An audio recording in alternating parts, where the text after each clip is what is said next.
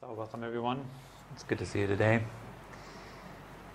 Now today's topic is limitation and the positive side of limitation.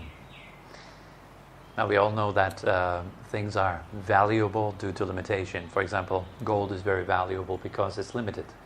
There's not much of it around. Diamonds are even more valuable because they're even harder to find. If diamonds would be everywhere, then there would be much value to them, right? So whatever is limited, we consider to be something that's valuable, something that's easy to search for, to look for, whether it's the best food in town. It's not every restaurant that has the best food in town. If that would be the case, there was no best food in town. But if you can find that particular restaurant that is really, really special, really, really good, it's really good and it's limited. It's not every restaurant like this, isn't it? That good book that you read, the good movie that you watch, it's not every movie is great. Or every moment in your relationship is amazing. The moments that are amazing are quite limited. They're not every day, all the time. Expecting that actually the relationship should feel amazing all the time is funny. Or that I should be healthy all the time. Or I shouldn't be stressed at all, ever. Yeah, so there's all these ideas that we have. And you can say this is limiting in a negative way, these ideas, because the limit has many, many good sides to it. And particularly powerful is reflecting on life as being limited, particularly your own life as being limited. How many days have you left? Are you ever thinking about this? How much time have I left?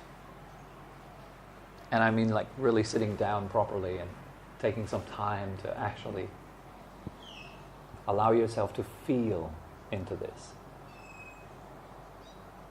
Not just kind of shortly mentioning it to yourself in your head, how much days do I have left? Well, I don't really know. Okay, what's next? But really feeling into that. Contemplating, how much time do I have left? Do you know? Do you know how much time you have left? Is that a certain element in your mind? I have 14 days left, 14 years, 14 months.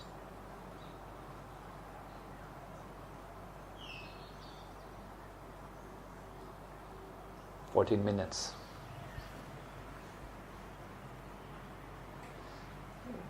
To many of us, it seems almost absurd to think, I might die today.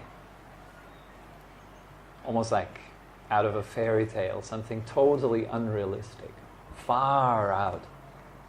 Nah, not me, not today. And we literally hold on to that idea, not me, not today, until we do our last breath. We fight, trying to get a bit more. And for many people, when they are due to leave, when death is coming into the room, pulling them out by their leg, they struggle. They're full of regrets and worries and so forth. And the key is because they've never really lived. That's why we usually are quite bitter when confronted with death, and fearful when it's our own death. Very fearful. Because it really shows us, man, I'm not there yet. I haven't lived yet. Give me a bit more time so I can live. If I just had a few more days, then I could live. And you see, it's the trap. Still again thinking of the future as being the place where you will live in. It never is. And that's why death is such a threat. It takes away future. And we live for the future. We breathe for the future. We all try to get somewhere. All try to get this experience, this certain thing. For a spiritual person, it might be enlightenment or something. You try to get there, try to get this deep spiritual experience. How do I get that? For a person with a rather worldly mindset, it would be, how do I get the next material object, or the next relationship, or the next whatever, the next moment. I'm trying to get somewhere. Where will I get?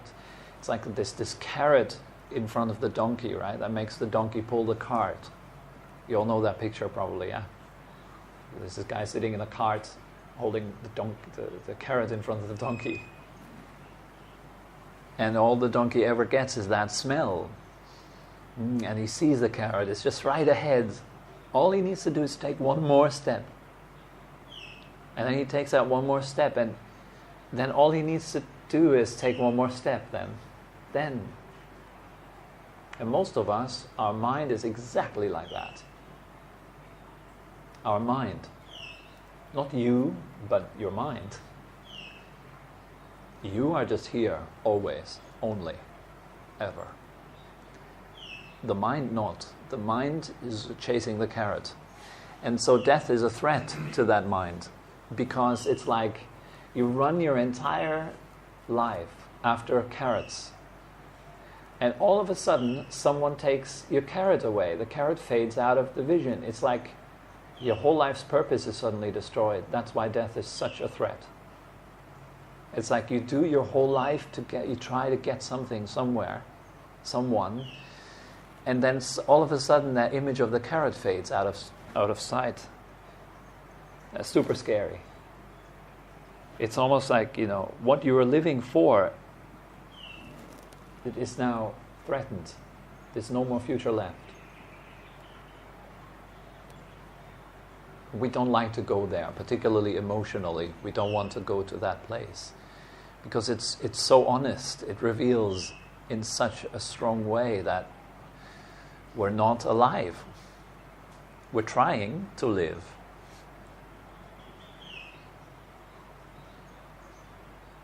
And then, if you don't have any alternative, very scary place. Now for us, fortunately, we do have an alternative.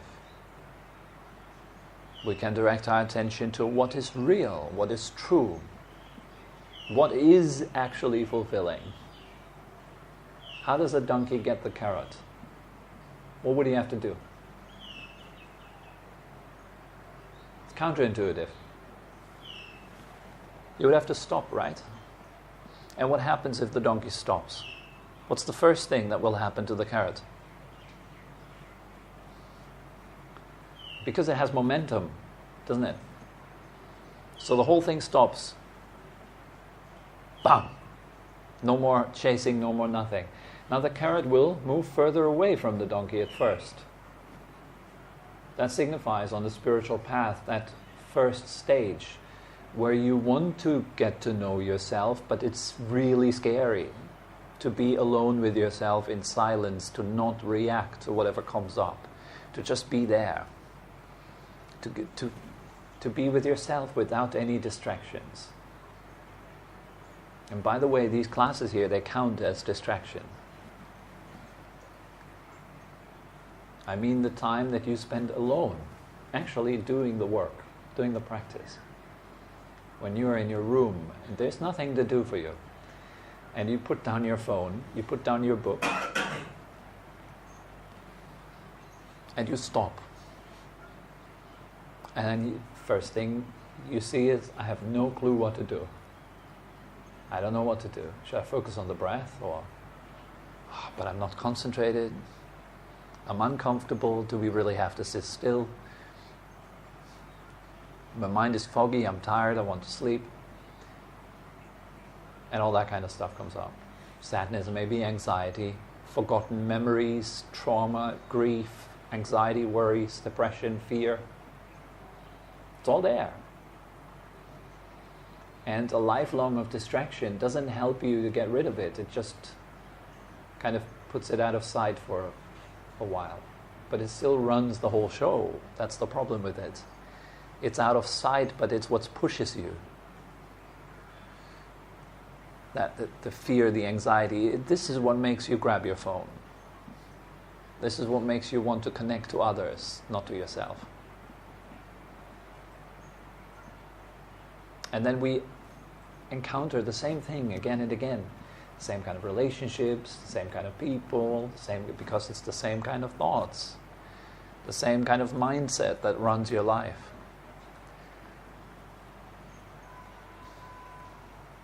And so reflect that life is limited because it gives you the opportunity to stop.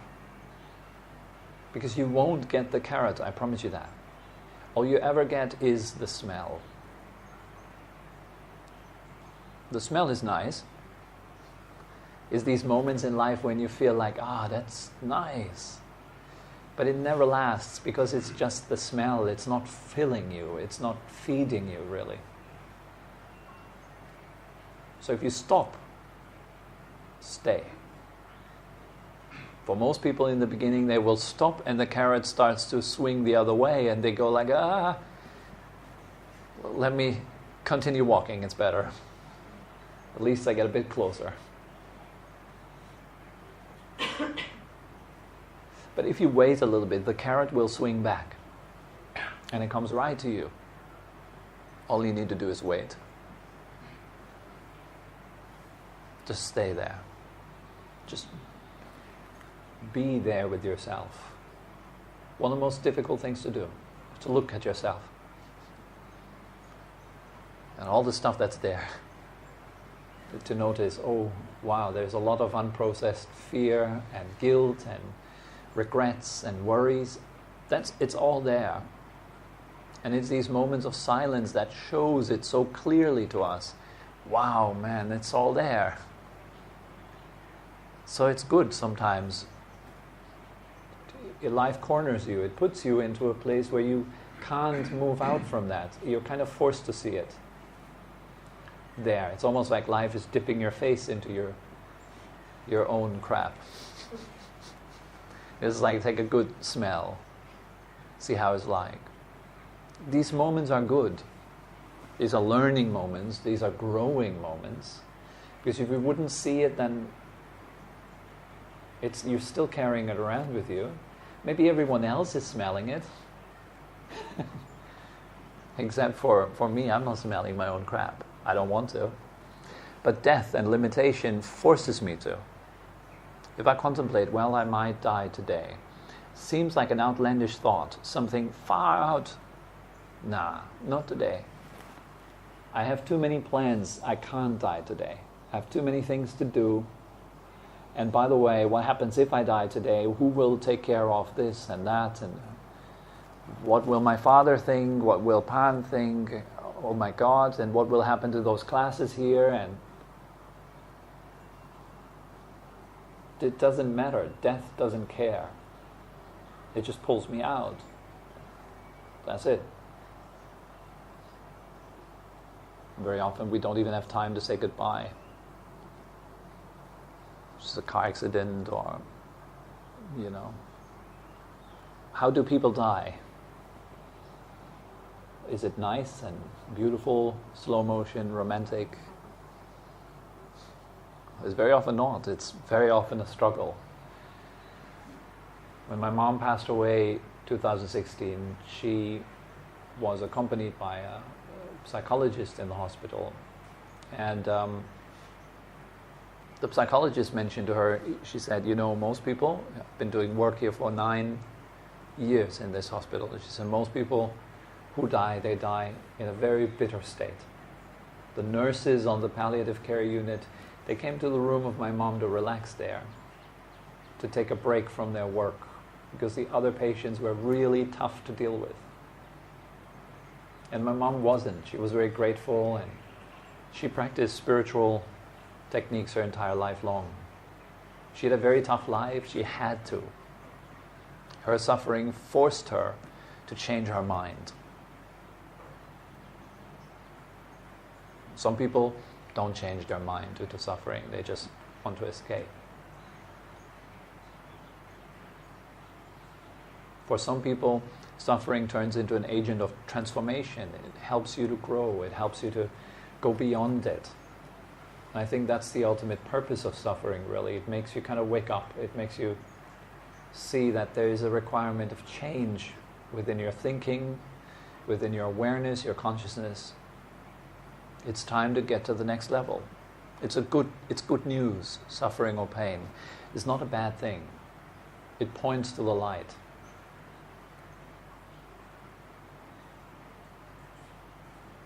And nothing is as liberating to be able to know that you can simply drop it.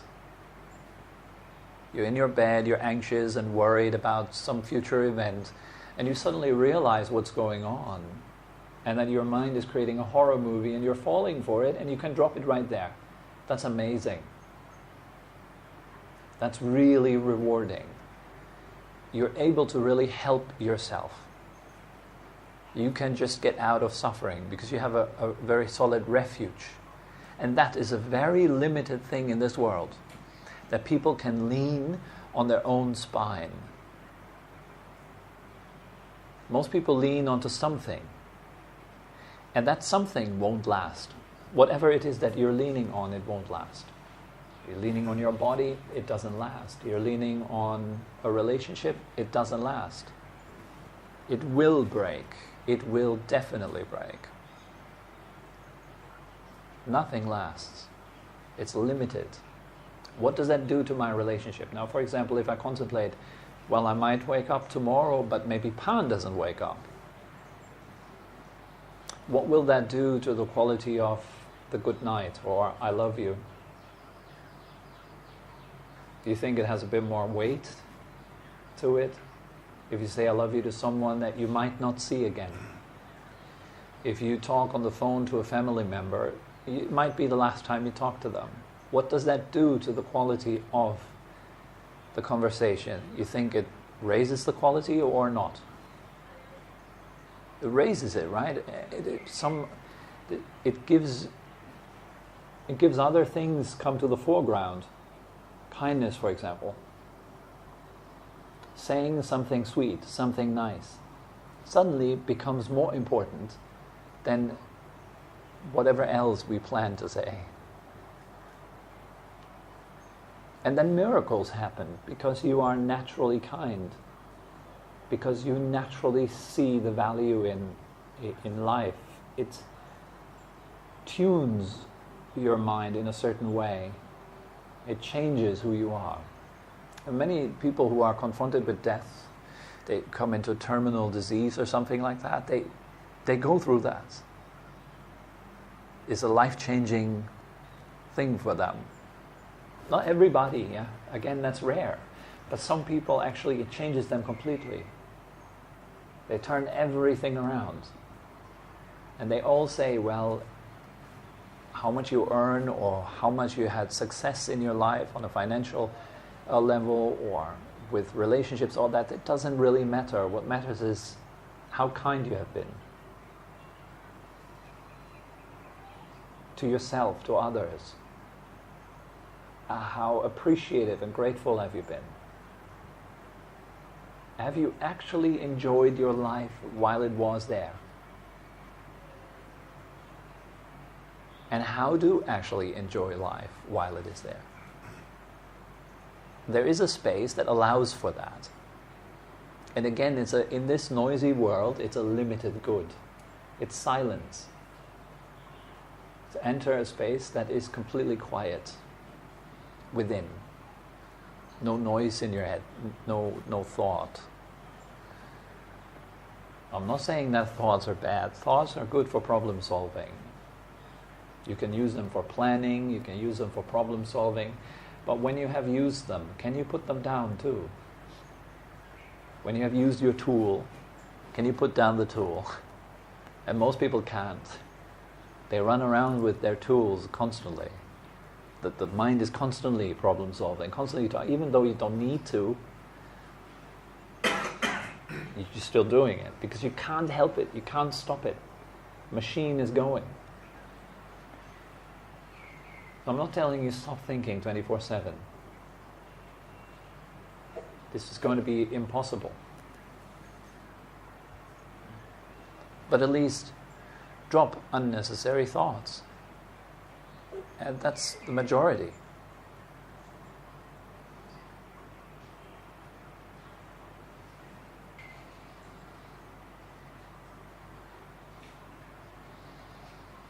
Bring your attention to what is and enter what is with silence.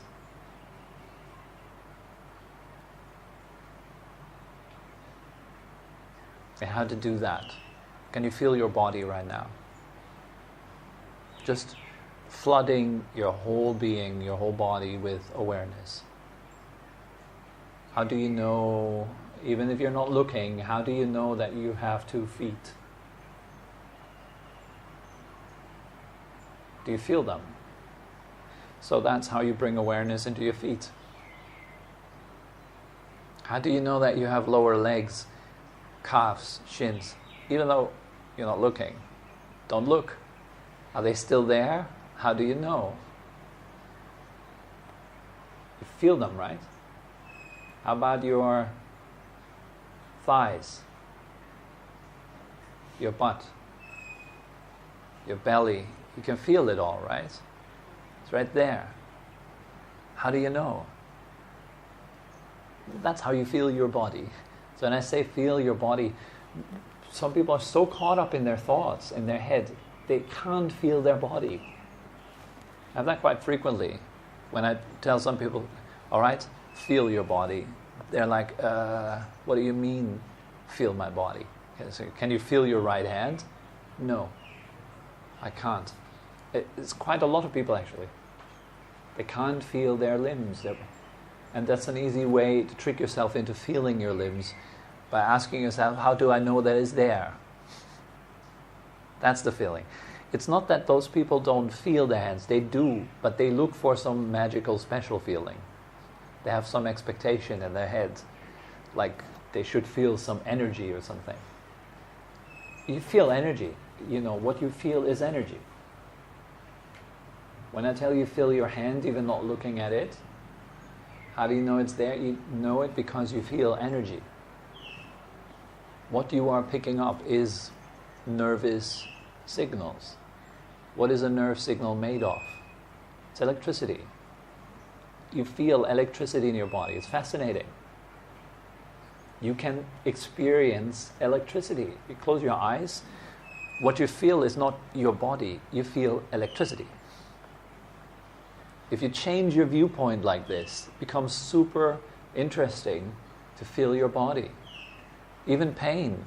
Suddenly you take out the word pain and you say electricity. It's totally different. It makes a huge difference. You can play with that. So feel your body is the first thing. I call it a check-in. You check in. You feel your body. Is your body still there? Yes, it's still there. Are you still breathing? How do you know?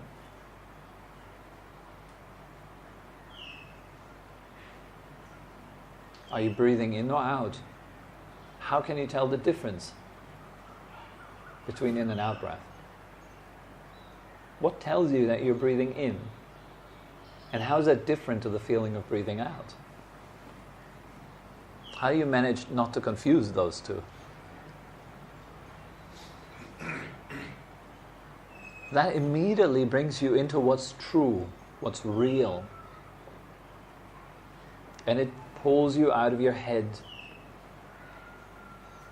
It asks for your full undivided attention to what is, aka truth, reality. And the thing about truth is, it's not problematic. There's no problem there, ever. There's just a bunch of electricity, a bunch of feelings, a few thoughts, words, like running through empty space. There's nothing much more there. It's just that. If you can stay with that level of simplicity, you enter silence automatically.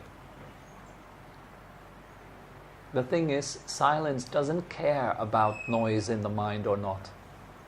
True silence. It's not invested. It doesn't matter. I'll let the mind talk. Bring it on. Dear mind, have your way. I don't care. You can talk as much as you want.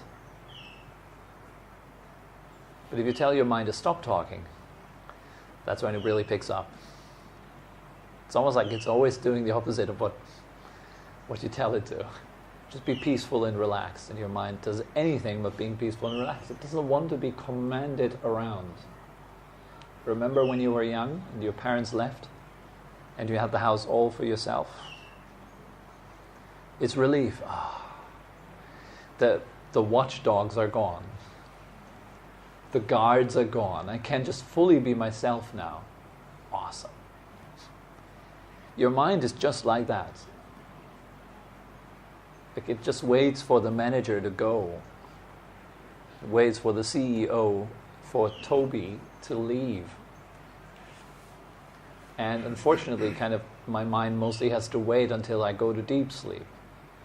Then it's like, freedom. There's no more a problem there. No problem in deep sleep because Tobi is gone. The problematic entity is gone. The problematic me that tries to become unproblematic is gone. That's the whole thing. That's ego in one sentence. A problematic entity that tries to become unproblematic. That's our sense of self. That's what all this is about. When you sit down in meditation, you try to become unproblematic.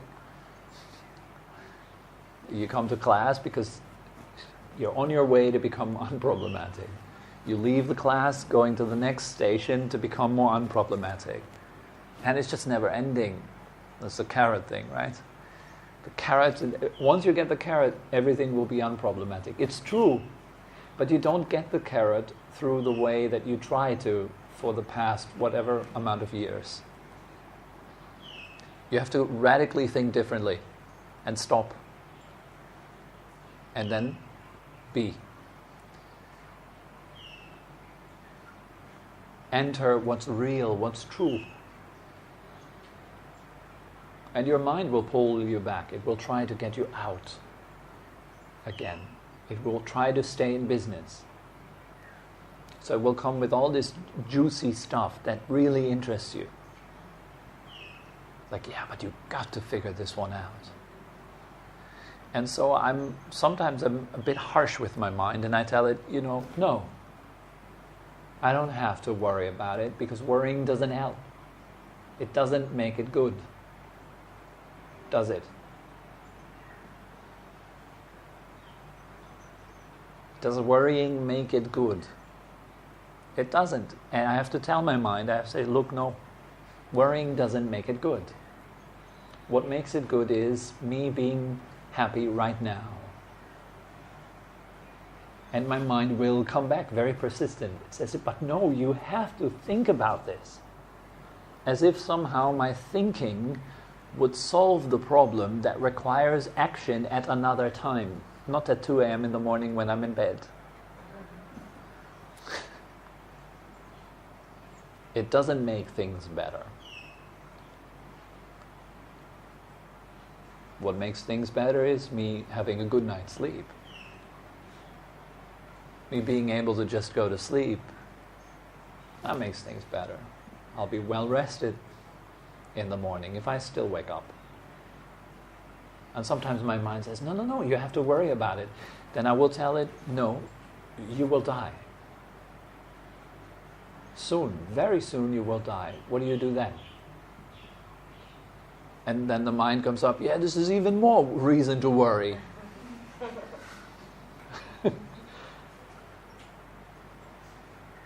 And sometimes you need to argue a little bit with your mind. Tell it, no, it's not a reason to worry, it's a reason to relax. Because death is inevitable. If I worry or not, I can't avoid it. And the same thing is true for problems, by the way, or illness, anything. You can't avoid having problems by worrying. You will have problems whether you worry or not. And I tell my mind that. And it makes it a bit more quiet.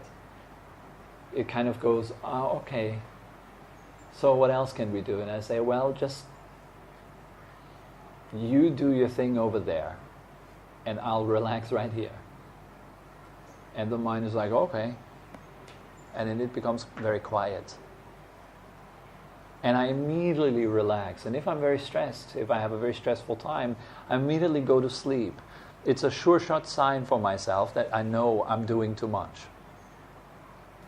As soon as I sit down and I do a bit of meditation, I become tired. It's high time for me to put being above doing. Very important. Take a nap, rest more. All this busyness that we have, it's for nothing in the end. So manage your busyness well. Do what matters.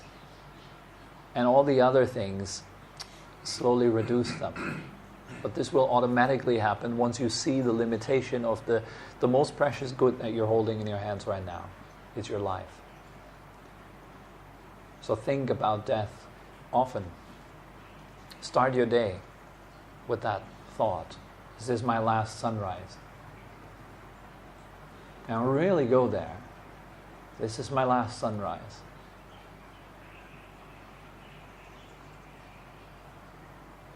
And end the day with this is my last sunset. Do that for 21 days. Consistently. Do a 21-day challenge. Every morning think. Start your day thinking this. End your day thinking that. And spend some time. Put your timer onto your phone. Or, even better, don't allow yourself to end that thought if you haven't felt something real. Just sitting there on your bed and going, yeah, I might die tonight. Okay, good night.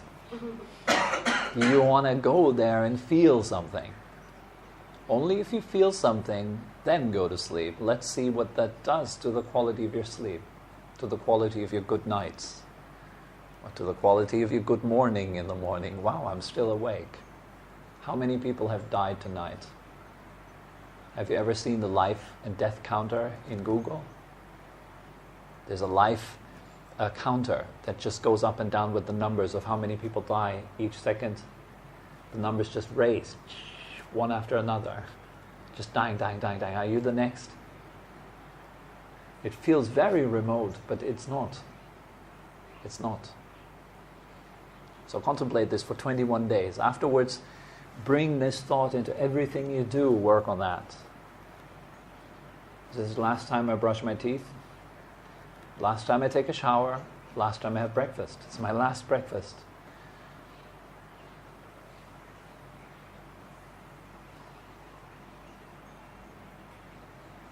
This is the last time I exit the house. The last time I drive a car. The last time I talk to you. The last time, try to bring that into your life more and more and see what it does. Take notes. What does that do to your life? Does it make it more depressing? Chances are not. Maybe in the beginning, because it confronts you very much with the carrot, the only thing that has been real until now is an illusion, and that might be a bit disappointing. There is no carrot after all. Doesn't matter how much I struggle and how much I try and how much I do, no carrot for me if I don't stop. And once you learn to stop, you get more and more carrots. It's funny. Life gets better and better. Less you think, the less you worry, the better life becomes. The more goodness you attract, because you become that goodness.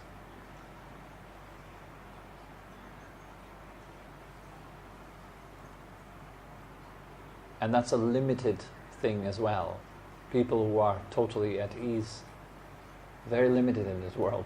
People who are devoid of noise, very limited. And it's in our hands we can become such a person. devoid of noise, devoid of conflict, devoid of pain, unnecessary artificial pain. And then you become a true human being.